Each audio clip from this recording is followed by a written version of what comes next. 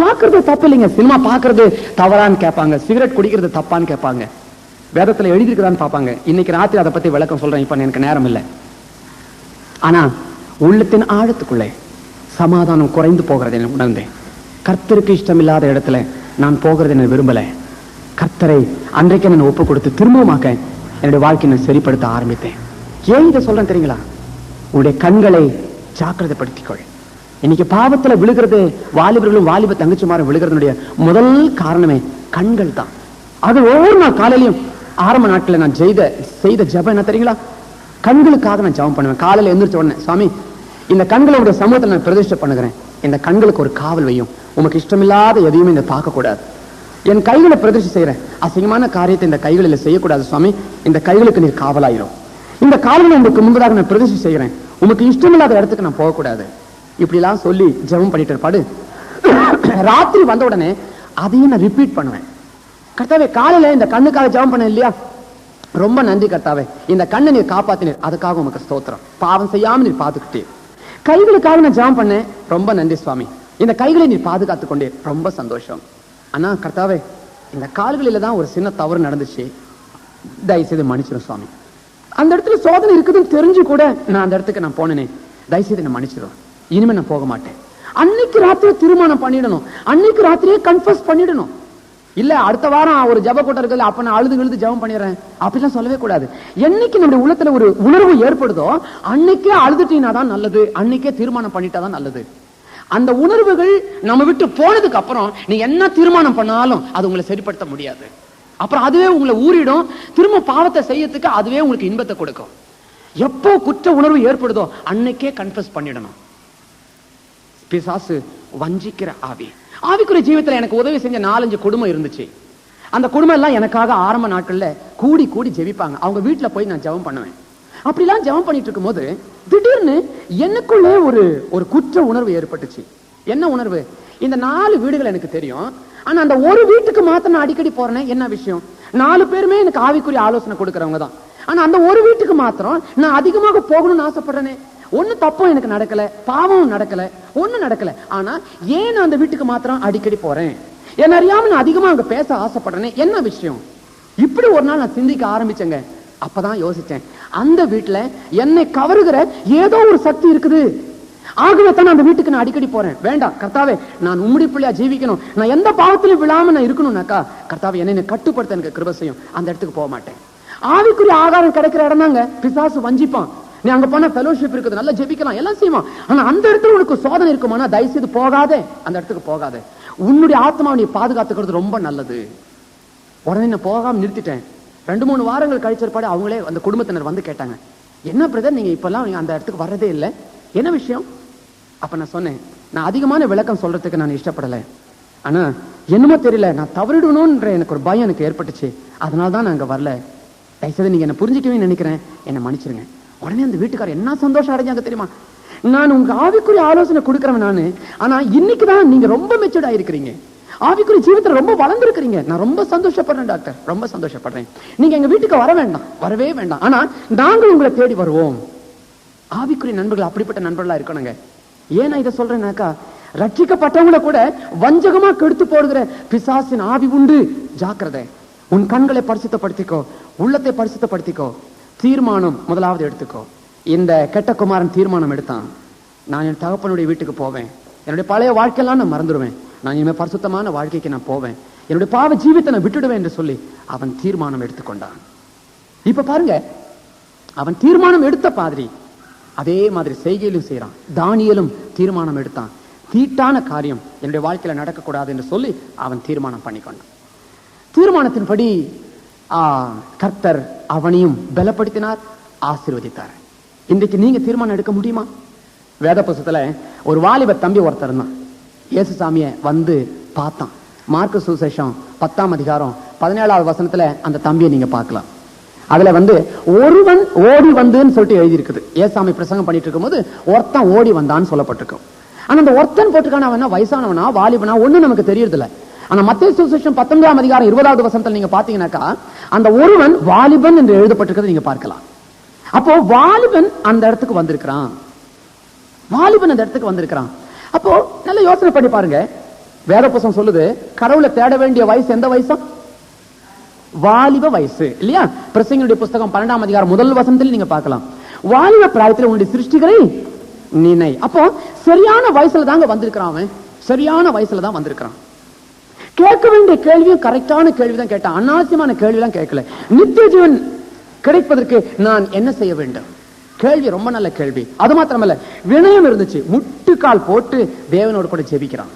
ஜனங்களுக்கு முன்னாடி வெக்கமில்லாம முழங்கால் படிட்டான். இன்னைக்கு வாலிபர்களுக்கு மத்தியில ஜெபிங்கன்னு சொன்ன வெக்கம், முழங்கால் படினா வெக்கம், எப்படிப்பட்ட காரியம் இருக்குது பாத்தீங்களா? ஆனா அவன் சரியான வயசுல தான் வந்தான், சரியான தாழ்மையை காண்பித்தான், சரியான கேள்விகள் தான் கேட்டான். இந்த உலகத்தில் எனக்கு சொத்து, பணம் அல்லது ஆட்சி, வேலை, பெரிய பதவி இதெல்லாம் நான் யோசிக்கல. எனக்கு நித்திய ஜீவனை குறித்து எனக்கு நான் அறியணும். அதுக்கு நான் என்ன செய்யட்டும்னு கேட்டான். கேள்வியில தவறில்லை. ஏசாமி அவங்கிட்ட சில கேள்வியில கேட்டார். கோயிலுக்கு ஒழுங்கா போறியா? போறேன். தசம பாகம் தரியா? தரேன். உபவாசம் எடுக்கிறியா? எடுக்கிறேன். எல்லாம் கரெக்ட். ஓகே ஓகே, எல்லாம் கரெக்ட், ரொம்ப நல்லது. ஆனா தம்பி, உங்ககிட்ட ஒரே ஒரு தப்பு இருக்குதுப்பா, ஒரே ஒரு குறைவு இருக்கு தம்பி. அதை நீ விட்டுடு. நித்திய ஜீவனை குறித்து உனக்கு நான் திட்டவிட்டமா என்னோடு கூட நீ வரலாம். அதை சொல்ல முடியும். அவனிடத்துல வாழ்க்கையில ஒரு குறைவு இருந்துச்சு. அந்த குறையை ஆண்டவர் எடுத்து காமிச்சார். அப்ப என்ன நடந்துச்சு தெரியுமா? வசனம் சொல்லுது, அவன் துக்கத்தோட போய்விட்டான். அவன் துக்கத்தோட போய்விட்டான். போறான் அப்படின்னாக்கா அவன் திரும்பி வர்றதுக்கு ஒரு சந்தர்ப்பம் இருக்குதுன்னு சொல்லலாம். இங்க என்ன இருக்குது? போய்விட்டான். He has gone once for all. அவன் திரும்பி வர்றதுக்கு சான்ஸே கிடையாது. ஏன்? கர்த்தர் சொன்ன ஒரு காரியத்தை விடுறதுக்கு அவனுக்கு மனசு இல்லை. இன்றைக்கும் கூட அநேக பேர் வந்திருக்கிறீங்க வாலிபர். நான் முழுதும் சொல்றதுக்கு எனக்கு நேரம் இல்லை. நான் இதோட நான் நிறுத்திக்கிறேன். கர்த்தருடைய ஆசீர்வாதத்தை பெற்றுக்கொள்றதுக்கு நீ வரதுக்கு உனக்கு ஆசைதான். நல்லவனா நடக்கணும்ன்றது உனக்கு ஆசைதான். பரிசுத்த வாழ்க்கை வாழணும்னு உனக்கு ஆசைதான். ஏசாமி பிள்ளையா நான் ஜீவிச்சு என்னுடைய ஏமாற்றங்கள் எல்லாம் நான் மாற்றணும், எனக்கு சந்தோஷம் வேணும், எனக்கு நல்ல வேலை வேணும், நல்ல படிப்பு வேணும், எல்லாம் வாஸ்தவம் தான். ஆனா கர்த்தர் இன்னைக்கு சொல்றாரு, தம்பி தங்கச்சி, உங்ககிட்ட ஒரு தப்பு இருக்குதுப்பா, உங்ககிட்ட ஒரு தவறான காரியம் இருக்குது, உங்ககிட்ட ஒரு தவறான காரியம் இருக்குது, அதை விட்டுடுன்னு சொல்றாரு. நீ விட்டுட்ட, நித்திய ஜீவன், மிகப்பெரிய சந்தோஷம் உனக்கு இருக்குது. இந்த முழு வேத புஸ்தகத்திலையும் இயேசுசாமி கிட்ட வந்துட்டு போனவங்க எல்லாருமே சந்தோஷத்தோடு தான் திரும்பி போனாங்க. ஆனா இந்த வாலிபன் ஒருத்த மாத்திரம் தாங்க துக்கத்தோடு திரும்பி போனான். ஏன்? கிறிஸ்துவிட்டு தான் வந்தான், ஜெபிச்சான், கேட்ட கேள்வியில ரொம்ப நல்லது, சரியான வயசுல தான் வந்தான். ஆனா கர்த்தர் சொன்ன ஒரு காரியத்தை அவன் விடுறதுக்கு முடியல. சிகரெட்டை விடுனா விடுறதுக்கு இஷ்டம் இல்லை, சினிமா போகாதனா போகிறதுக்கு இஷ்டம் இல்லை, அந்த வீட்டுக்கு போகாதனா போகிறதுக்கு இஷ்டம் இல்லை, பாவத்தை செய்யாதனாக்கா அதை விடுறதுக்கு உனக்கு இஷ்டம் இல்லை. எப்படி கர்த்தர் உன்னை ஆசீர்வதிக்க முடியும்? என்னை கனம் பண்ணுகிறோனே நான் கனம் பண்ணுவேன். கர்த்தர் அதான் சொல்றாரு, என்னை கனம் பண்ணு பாரு, நான் உன்னை கனம் பண்றேனா இல்லையான்னு பாரு. இன்றைக்கும் கூட கர்த்தர் உங்ககிட்ட பார்த்து எதையோ ஒரு காரியத்தை விட சொல்றாரு. நீ விட்ட நித்திய ஜீவன், சந்தோஷம், உனக்கு இஷ்டம் தானா? எவ்வளவு நாளைக்கு நீ வேதனையோடு நீ இருப்ப? உங்க வீட்லயே உன்னை திட்டிக்கிட்டே இருக்கிறாங்க இல்லையா?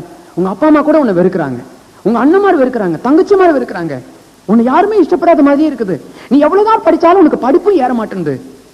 உன்னுடைய வாழ்க்கையெல்லாம் அப்படியே அலங்கோலமா போயிட்டு இருக்குது இல்லையா? உன்னுடைய திருமண காரியங்கள் கூட தடைப்பட்டுக்கிட்டே இருக்குது இல்லையா?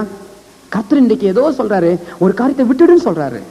அதை நீ விட்டுட்டேன், அந்த வாலிபன் மாதிரி துக்கத்தோடு போக மாட்டேன், நீ சந்தோஷத்தோடு இந்த இடத்த விட்டு நீ போகலாம். ஜெபிக்கலாமா?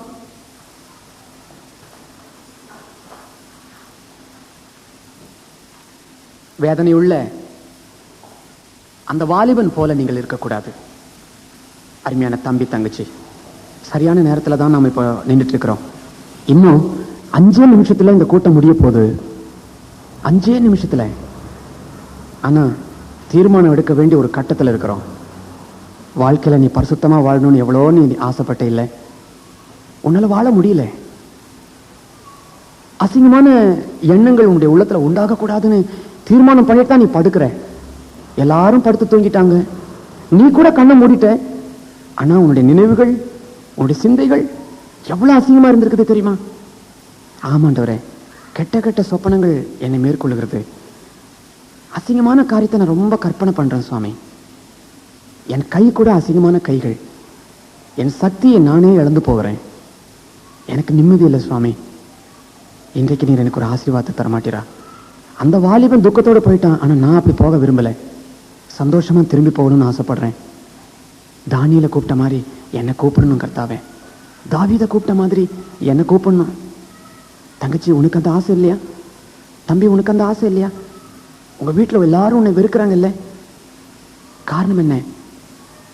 உன்னுடைய ஜீவியம் சரியில்லைப்பா, நீ அப்பா அம்மாவுக்கும் கீழ்ப்படிய மாட்டேன்ற, பெரியவங்களுக்கும் கீழ்ப்படிய மாட்டேன்ற, யார் சொன்னாலும் கீழ்ப்படிறதுக்கு உனக்கு இஷ்டம் இல்லை, இஷ்டம் போல போகணும்னு ஆசைப்படுற, அதனால்தான் உனக்கு சமாதானமே இல்லை, எந்த சூழ்நிலையிலும் உனக்கு ஏமாற்றம் வேதனை இல்லையா?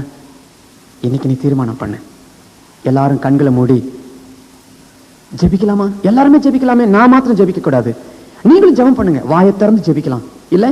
ஆமா, யாராருக்கெல்லாம் என்னென்ன ஆசீர்வாதம் வேணுமோ, படிப்பு காரியம், குடும்ப காரியம், வாழ்க்கை காரியம், என்னென்ன வேணுமோ அதெல்லாம் நீங்க கேட்கலாம். இப்போ இது ஜெபிக்கிற நேரம், நானும் உங்களுக்காக ஜெபம் பண்ண போறேன்.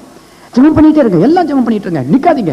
ஆண்டவரோடு கூட ஜெபம் பண்ணுங்க. கர்த்தாவே என்னை மன்னியும் இயேசு சுவாமி, என்னை மன்னியும், நான் பாவி கர்த்தாவே, பாவியிலும் நான் கேடுகட்ட பாவி கர்த்தாவே, என்னுடைய கண்கள் சரியில்லை சுவாமி, என்னுடைய கால்கள் சரியில்லை, என்னுடைய தவறான ஜீவித்தனால என்னுடைய அப்பா அம்மா மனசு ரொம்ப வேதனையா இருந்திருக்குது, என்னை மன்னியும், என்னை தயவு செய்து மன்னித்தரலும் என்று சொல்லி நீ ஜெபிக்க மாட்டியா? இன்றைக்கு கர்த்தர் உனக்கு கிரியை செய்வார். கர்த்தர் உன்னோடு கூட பேசிட்டு இருக்கிறாரே, இதோ இருதயத்தின் வாசலை தட்டிக்கொண்டே இருக்கிறேன், ஒருவனின் சத்தத்தை கேட்டு கதவை திறந்தால் நான் உள்ள வருவேன். திறந்தாதான் வரேன்றாரு. உன் இருதயத்தை கதவை உடைச்சிட்டு உள்ள வரத்துக்கு ஒரு இஷ்டம் இல்லை, அவரால் முடியும். ஆனா நீ பர்மிஷன் கொடுத்தாதான் உள்ள வரேன்றாரு. நீ உத்தரவு கொடுத்தா உன்னுடைய வாழ்க்கை ரொம்ப சந்தோஷமா மாறும். உன் வாழ்க்கையில ஏமாற்றம் இருக்காது, உன் குடும்பத்துல உனக்கு நல்ல நிம்மதி இருக்கும், சந்தோஷம் இருக்கும். உங்க அப்பாவை குறிச்சு நீ வேதனைப்படுறியா? உங்க குடும்பத்தை குறிச்சு நீ வேதனைப்படுறியா? முதலாவது உன்னை நீ சரிப்படுத்திக்கோ, உன் குடும்பத்தை கர்த்தர் ஆசீர்வதிப்பார். வேதவசனம் அதான் சொல்லுது, முதலாவது இயேசு கிறிஸ்துவை ஏற்றுக்கொள், முதலாவது நீ ரட்சித்துக்கொள், ரட்சிக்கப்படு, அப்பொழுது உன்னுடைய குடும்பம், உன்னுடைய பிள்ளைகள் எல்லாரும் ரட்சிக்கப்படுவான்னு சொல்லப்பட்டிருக்குது. முதலாவது இயேசு கிறிஸ்துவை விசுவாசி, அப்பொழுது நீயும் உன் வீட்டாரும் ரட்சிக்கப்படுவீங்க. நீ முதல்ல விசுவாசி, நீ முதல்ல ரட்சிக்கப்படு, அதுக்கப்புறம் பாரு எல்லா காரியத்தையும் தேவன் செய்வார். தட்டிக்கிட்டே இருக்கிறார் இருதயத்தை, நீ என்ன செய்ய போற? தட்டி தட்டியே நிற்கிறார், ஓ பாவி கதவை தீர தட்டி தட்டியே நிற்கிறார், கேட்கவில்லையோ தட்டி தட்டியே நிற்கிறார், கேட்கவில்லையோ தட்டி தட்டியே நிற்கிறார், ஓ பாவி கதவை தீர தட்டி தட்டியே நிற்கிறார்,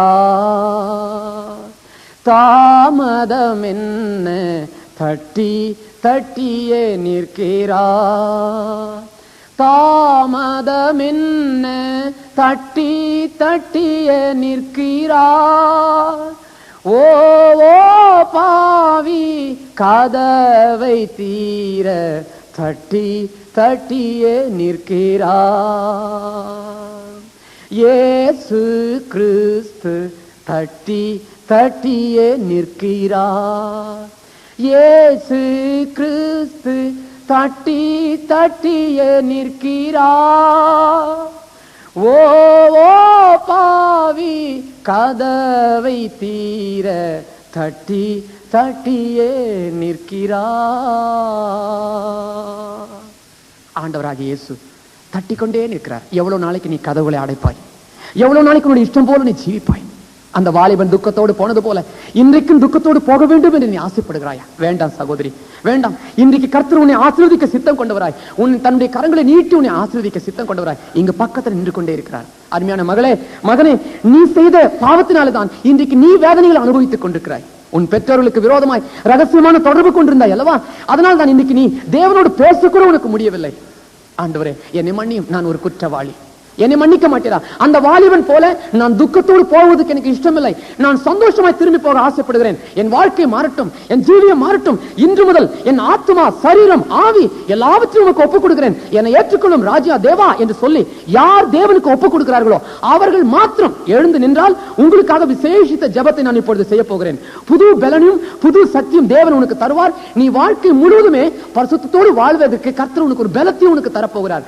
வெட்கத்தை விட்டு அந்த வாலிபன் ஓடி வந்து முழங்கால் படியிட்டது போல எழுந்து நிற்க உனக்கு இஷ்டம் உண்டானால் நீ எழுந்து நிற்கலாம், எழுந்து நிற்கலாம். Thank you Jesus, Thank you, Father. யார் தீர்மானம் எடுத்தாரோ அவர்கள் மாத்திரம் இன்று முதல் நான் பரிசுத்தமான வாழ்க்கை வாழ போகிறேன். தெய்வமே, என் வாலிப வாழ்க்கை இதுவரைக்கும் நான் அசிங்கமாய் நான் ஜீவித்தது போதும் இயேசு சுவாமி.